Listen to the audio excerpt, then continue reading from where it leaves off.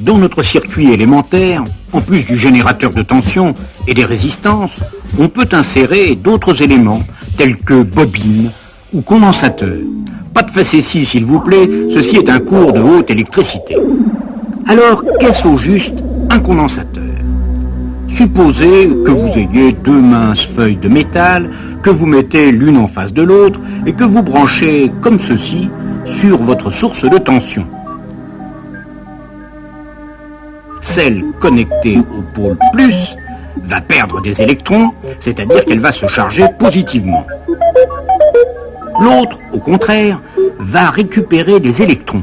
Elle va se charger négativement.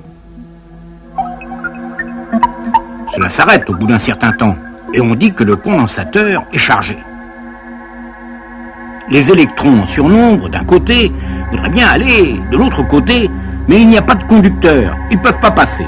Et même, je les en dissuade totalement en mettant entre les deux un isolant bien meilleur que l'air et qu'en termes techniques on appelle le diélectrique.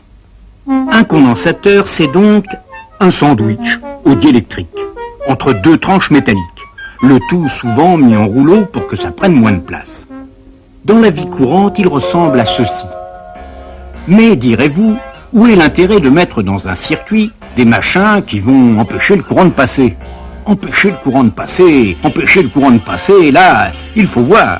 Car quand je vais fermer mon circuit sur la source, le condensateur va se charger. D'un côté, il y a des électrons qui arrivent, de l'autre côté, une quantité égale d'électrons qui partent. Certes, les électrons ne passent pas à travers le condensateur, mais ils passent bel et bien dans tout le reste du circuit. Ce qui fait un courant électrique que par convention on représente par une flèche en sens inverse des électrons. Courant qui va décroître jusqu'à ce que le condensateur soit chargé au maximum. À ce moment-là, si on débranche la source de tension et qu'on ferme le circuit comme ceci, les électrons trop contents de trouver un chemin vont se précipiter.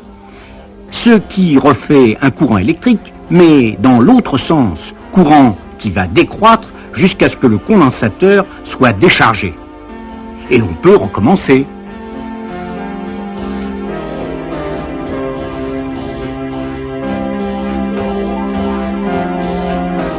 Mais combien de temps met-il notre condensateur pour se charger et se décharger? Avec une montre, c'est pas très facile à voir. Mais nos flèches intensité ont été spécialement dressées pour dessiner des courbes. Ainsi, au moment de la charge, elle dessinera ceci. Au moment de la décharge, le courant va dans l'autre sens, elle dessinera cela.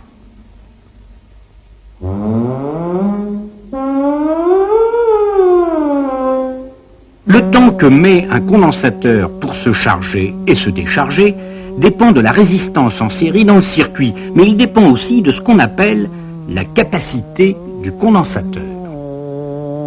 C'est en quelque sorte la quantité d'électrons qu'il est capable d'emmagasiner d'un côté et de perdre de l'autre. Et elle est proportionnelle, cette capacité, à la surface de deux feuilles de métal de mon sandwich, appelée armature. Elle dépend aussi de la minceur du diélectrique et de sa nature. Cette capacité du condensateur s'exprime en farad ou en microfarad du nom de Michael Faraday, le charmant jeune homme qui l'a apprivoisé. On a vu comment varier le courant, maintenant voyons comment varie la tension aux bornes du condensateur. Quand le circuit est ouvert et le condensateur déchargé, la tension est nulle évidemment.